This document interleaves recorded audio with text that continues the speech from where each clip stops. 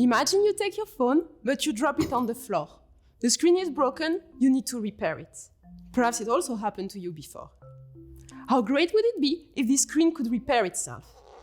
Or for example, if the screen could move so that you can feel the keyboard pumping up under your fingers.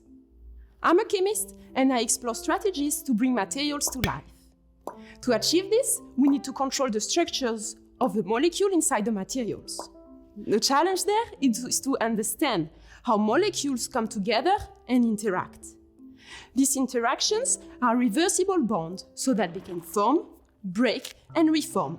And this is the motion we are trying to translate inside the material, so that we can make plastic that can repair themselves or move like if they were alive.